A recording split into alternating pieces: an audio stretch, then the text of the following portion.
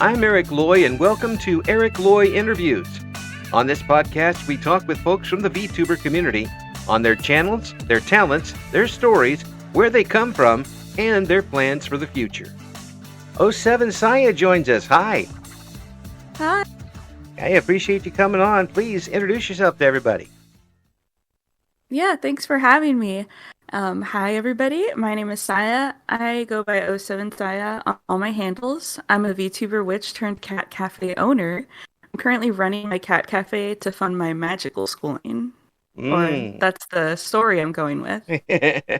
Well, I mean, since you're the witch, I'm going to go ahead and believe you. Okay.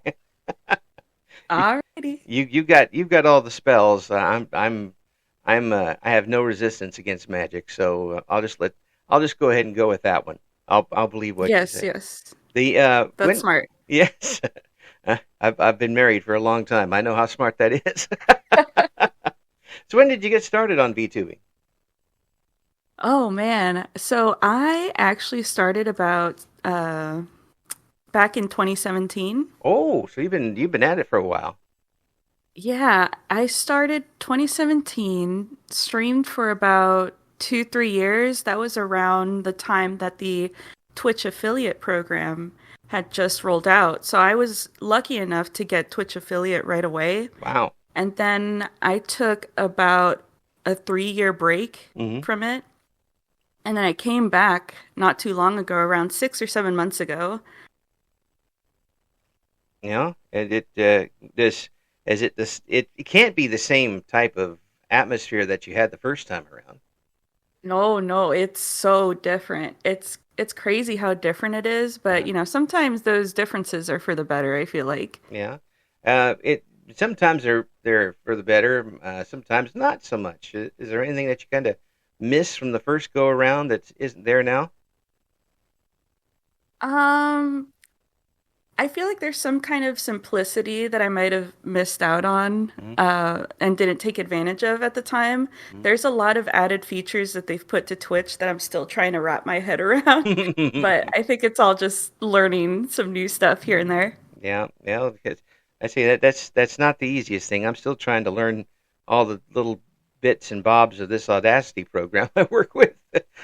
Oh And man, you're using Audacity, huh? yeah, well, it's a lot like what I used to use at the radio stations. Not quite all the bells and whistles, but I was able to adapt to it as much as I could, being an old dog. Right. Trying to learn new tricks and all that. But when you got started in about 2017, what drew you into it at that time? I was very bored. I'll be very straightforward. I was really bored. Had a lot of free time. I had really nothing much to do, and I was browsing through YouTube to try and find some old YouTube channels that I used to enjoy. And come to find out, they're not on YouTube anymore. And then I saw that they were on this streaming platform, so I followed some of the YouTubers that I used to enjoy over to Twitch, saw what they were doing, and it was more of like a boredom and curiosity sort of mix. So I started streaming visual novels, Oh, actually. cool. That's excellent. And So you were playing the visual novel games or just doing the visual novels themselves? I was doing visual novel games. The first game that I streamed was Katawa Shoujo, which is a 4chan, probably one of the only things that came good out of 4chan recently. But streamed quite a few big names like Steins Gate and tried to do Higurashi as well. I didn't finish that one, but yeah, I just started with visual novels, mainly because I have motion sickness from video Oh, games, oh, and well, my laptop yeah, is really crappy, so they were yeah, the perfect games to stream at the time. yeah. I've talked to a couple of folks who have that problem, and that certainly does put a kind of a crimp in what you're able to do. Um, and is that how frustrating is that for you when you see some games maybe you'd want to do, but you know that you're gonna make yourself sick by doing it? It's pretty frustrating, not gonna lie. I'm trying to think. it's I always forget the title of it. I think it's called Observer. It was a horror game, first person horror game, very cyber punk type of cool stuff, and I tried to play it and I was so invested in the story but then got motion sick really bad from it Mm, and couldn't finish playing it. So there are some times where I find those games, I really want to play them. I play them for a bit and then I just can't finish them because of how sick I get from it. So it can be frustrating because even just watching someone else play it can induce the motion sickness. wow. And again, it's something that people kind of take for granted that well, here's a game you'll be able to play it. It's two dimensional. It's on the screen, but any type of depth and side to side movement can really throw you for a loop. Right. And sometimes you don't even know if it'll make you motion sickness until you play it. Mm.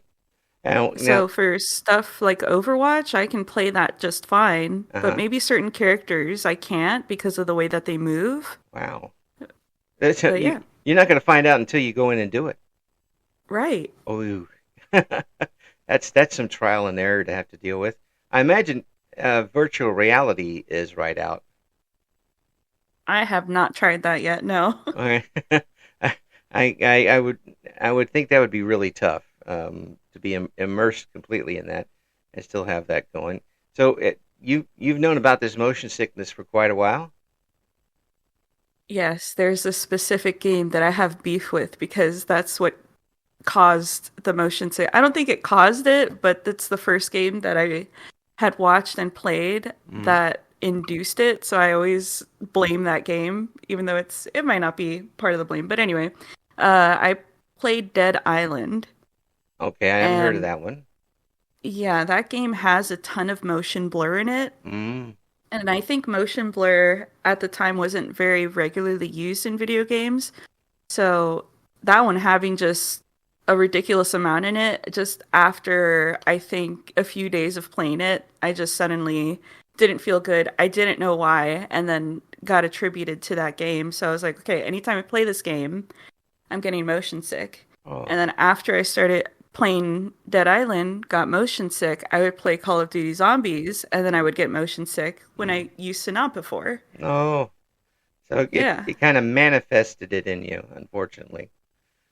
Right. Yeah, and if it's just too close to the bone, that's fine. But did that cause problems for you outside of VTubing and gaming? No, it's specifically just with video games. Oh, that's good anyway. You'd hate to have that to affect everything else too. But when you got started, did you have a model or were you face camming? No, 2017, I think the concept of VTubing wasn't a huge idea. It may have existed, but it was so niche that you only had maybe VTubers like Kizuna Ai, which Mm, was like a YouTuber type of thing. right. But yeah, there it wasn't a huge prevalent idea. So I started with no camera Mm, and streamed for 2, 3 years with no camera. And then I came back and saw this whole VTubing stuff because I came back again with no camera, right. and then got interested in VTubing and just went from there because just seeing all the creative, artistic things that people are doing. I'm also pretty artsy and fartsy here. So I drew my first model. I illustrated it and had someone else rig it. Cool. And Uh, now I'm trying to do a second model. So I've illustrated it and I've finished the rigging, but I still have to plan out stuff to actually get it to move and whatnot. Man, But yeah. that's really good. That's really cool because so you already had an idea of how to do it, but then the VTubing came around when you got reinterested in it again, and really came at the perfect time for you. It sounds like. I think so, yeah, because I felt like maybe I should just have an image, or I think PNG tubing was also a good idea that was coming around when Mhm. I came back 6 to 7 months ago, probably even way before then.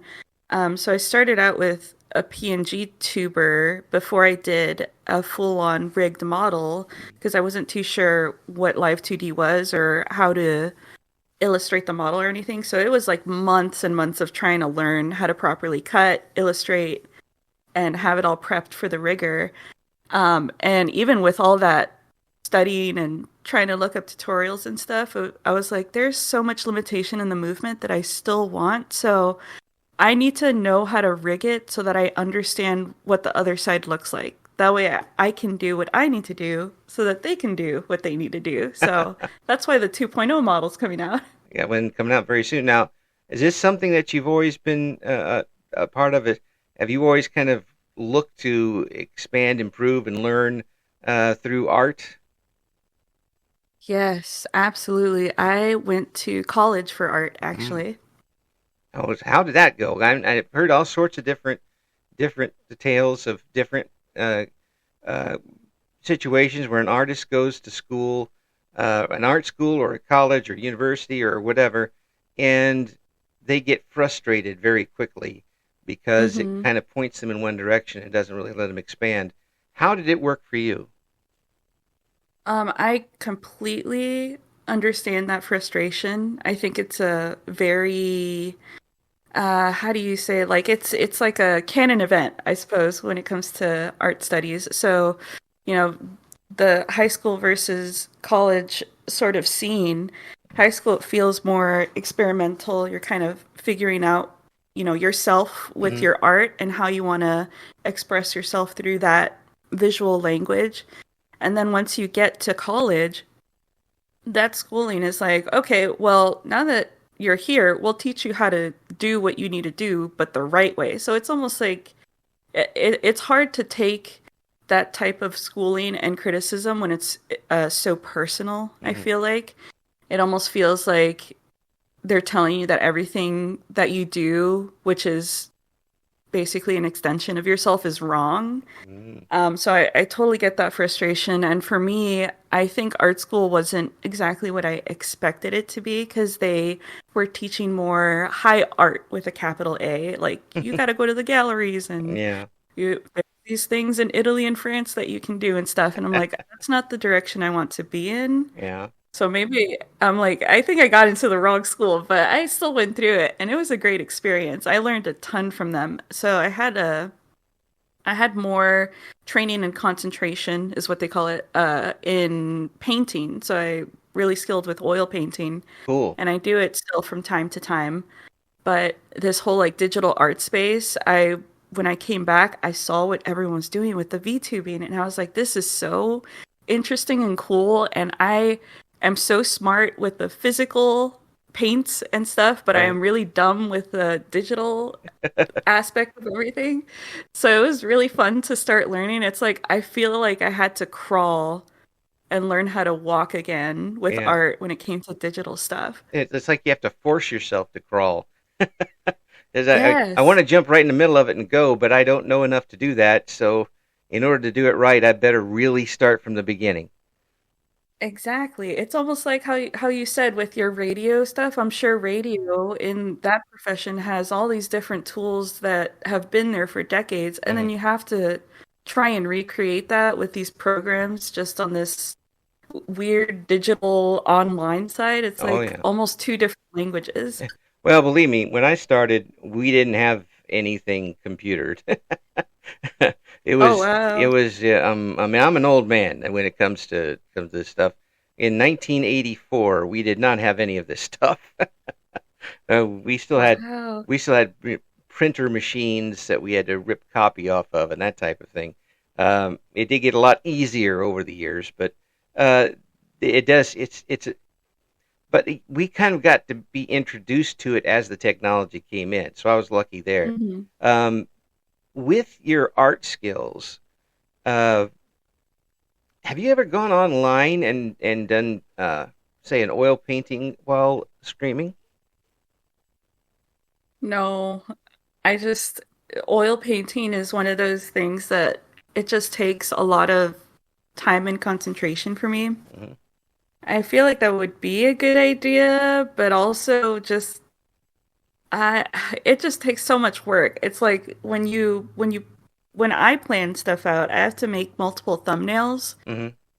So I'm like sketching, drawing, trying to make sure that I have the right colors. And honestly, when it comes to painting, a lot of it for me, it's like 10% of the time I'm actually painting on the canvas. The other 90% of the time I'm actually mixing the color to get it right. Yeah, yeah. I don't think So I don't people know how realize. entertaining that would be. Yeah, I don't know. I don't think people realize that that's not exactly something you just add this color to that color and get the color you want. Right. Yeah, it just it takes a little while to just get the exact color you're looking for. And yeah, if it sounds like to me you take it pretty seriously, whatever when you're doing a painting, and you really invest yourself in it.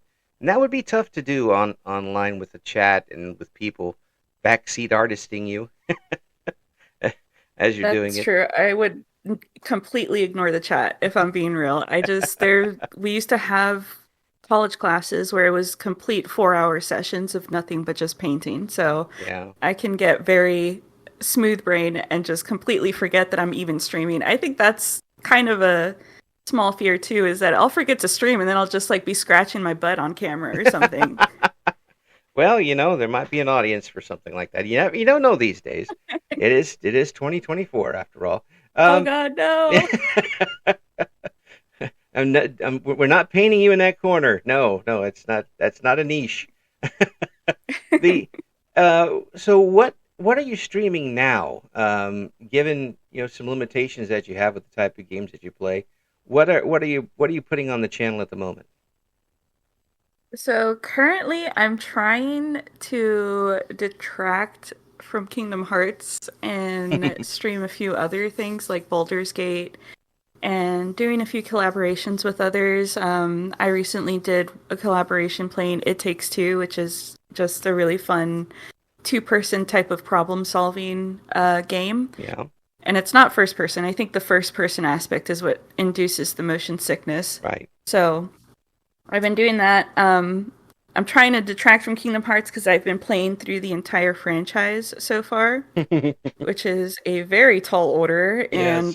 and there are definitely points where I've completely lost my mind, just like it's possessed me. Yes. But we're almost done with it, and I'm excited to play a ton of other games. Yeah. Just Kingdom Hearts 27 is coming out soon. Just to let you know. Oh God. Oh no. No, I have no idea. I hope for your sake it's not.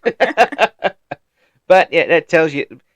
So these games that you're playing, these ones that aren't single, first person view games, are top down games okay for you? Top down, what does that mean? Well, like you're controlling the person, but you're looking from above rather than Ah. from their point of view. Yeah, I've played a few games like that. Off stream, I'll still play games, Mm-hmm. but like Enter the Gungeon is sort of that bird's eye view top Mm-hmm. down that you're talking about, and Yeah. those are fine. Like isometric style as well as fine. I think it's only the first person type of game. So, uh, like Call of Duty, those first person shooters. Like I said, not all of them, because Yeah. Overwatch, like I said, it's fine, but certain characters like Tracer when she's teleporting everywhere Yeah. and has to like spin around and whatever, like that would induce my motion sickness. But It, yeah, I, there's I guess it there's might. a you know So does it depend on how the game is programmed? Um, the better the graphics, the better chance it is you'll be able to play it. I think it's more to do with the motion blur Mm-hmm. and the type of movement. So when I think of older games that induce motion sickness, I think of Half-Life. Mm-hmm. Oh yeah. That one has like a weird type of, I don't know if I can best describe it, but when you're moving through the area or the environment, it doesn't feel like the character itself is like set. It feels like a free floating camera. Oh yeah. That So that is that's weird. that's kind of inducing for everybody, and Yeah. at least for me anyway. That would mess it up. What about a game like the Fallout series? I haven't tried it. I've Mm-hmm. never played it. Mm-hmm. I don't see. That's all first person, all over the place, and I don't know whether yeah, that would it would I would given everybody's joining Fallout all of a sudden. I thought the first game was what you were talking about, Yep, like a the above. the first two are, and then after that, they've changed it all around to make it a first person type of thing. Um, I played the first two when it came Ooh, out because I'm an old guy, and I I could play the first two. Yeah. yeah, so it's fun. But what do you have planned for the future of your channel? Have you got any big goals? Do you have some expansion, some different types of streaming you want to do? I think for now, all the goals have been more artsy Hmm. goals. So I try to minimize the amount of money that I have to spend on the channel by doing my own art assets. Right. So currently, I have a list of goals like I need to animate my own emotes, I need to update this thing for a BRB screen, or this and that. So it's more of like the background stuff that people don't normally notice. But Um, artists notice. yeah, I guess so. Yeah, because you guys, I'm going to throw you all in the same pot here. You guys are never quite satisfied. That's true. You can't even deny it. I would never. I cannot lie. But the fact that you have this ability means that you can keep doing this and keep updating and keeping it fresh for yourself. Yeah, And I'm excited. I envy that ability because whatever ability you have, I have the negative of. So I I can't even spell art. That's how bad it is. But the Well, it's all a part of a good balance, I feel like, because, like you said, with artists never being satisfied, it's definitely a learned skill over time Mhm. to just know when to stop and know when to let it go and try and learn something new or get to, I know nothing about radio, but I'm sure I would learn a ton, especially when it comes to audio and stuff. Well, the first And thing that's relevant to streaming. the first thing you learn is you can't make a living off of it these days. That would be the first thing. And then I would say, please, No. I say, please, do it part time, but do something else to get a living. But um, the ability to continue learning in art, are you still learning? Is it something that you're still learning what you can do and what can be done? Yeah, always. Well, and what do you do? How do you do that? And is it just kind of osmosis, or is it just going out and trying stuff? A lot of YouTube. Well, A lot of YouTube for sure, especially with when it comes to like these digital programs. But I mean, I have been able to go out and see other artists just, going to museums, observing, or going to swap meets and talking with other artists there too. It's always a learning process no matter what you're doing, but it's all about that time and effort that you put into what you're passionate about. So I'm always willing to learn and always willing to push myself with stuff. I feel like uh I'm gonna pat myself on the own back here. So I feel like I've greatly improved when it comes to digital art specifically hmm. within the past year because I look back and I'm like, damn, this is really crappy. And then now I'm like, I'm pretty happy with it. You're going to go back and redo them again because you're an artist and you can't stand it. Yeah. There's nothing wrong with that, and uh, art is sometimes the pursuit of perfection you're never going to get to, and and and sometimes I imagine you get something, you do something and you say, well, yeah, that's exactly what I was looking for. Do you ever have that eureka moment? I've had it, but I could probably count it on one hand. Mm. Yep. Now, speaking of that word, I did not bring up the word hand, but I have to ask all the artist folks who come on here, hands. Yes, no, hate them. Yes, I like hands. Yeah, They can be extremely expressive, and yeah, I understand. I was a hater, a hand hater back then, yeah. but I've come to love and appreciate them, and I feel like the better that I draw hands, I don't know if this is like a experience that every artist has, but I feel like the better that I draw hands, because they're so complex, Mm, the better I understand the overall form of the human body. mm. I feel like. And there's this just the way somebody holds it is an expression in itself. Mm-hmm. The hands can really give away if somebody's got a really good poker face. The way they're using their hands can really um, give that away. Um, and I imagine it is well, just from talking to folks, it's really tough to capture that correctly. Yeah, it's almost like a sub portrait. Mm. So you get a portrait within a portrait within a portrait. Yes. So what? So have you? Are you going to be doing uh, more portraits? What type? What do you like to do with your art? Would you rather do landscapes? Would you rather do portraits? Would you rather do slice of life type things? What's your favorite thing to put on a digital canvas? I usually draw anime girls because they're like fun and easy. I would.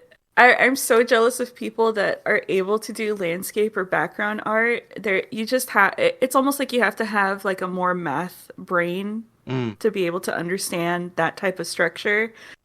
I just, I, I maybe I just need to practice it, but I would love to start going into more background art and landscape. It's not my forte, but yeah, I draw anime girls. That's basically what I draw digitally. Well, yeah, but people like it, and people not only enjoy your art, but they enjoy coming to your streams and seeing what you've got going game wise. Um, yeah, we're gonna have the links that folks can catch Saya on stream and on the description to this interview. It's been a quick one because it's very easy to talk with someone who enjoys what they do, and obviously, Saya, you enjoy it. Yeah. Yeah, I do appreciate you coming on. We'll have all the links in the description. Saya, thanks for being a part of the show.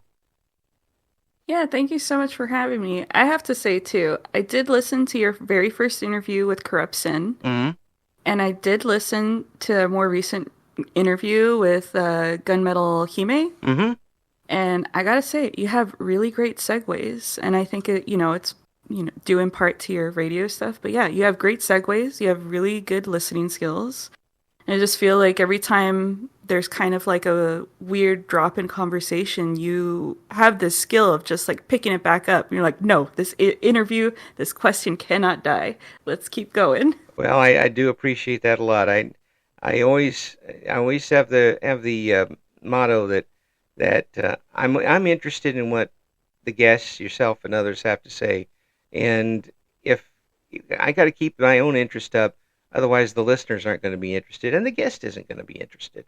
And I want this to be a great experience for everybody. You've made that very easy.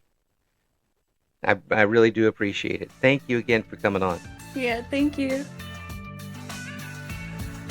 Thank you for listening to Eric Loy Interviews. Join us again next time when we talk to another member of the always interesting VTuber community.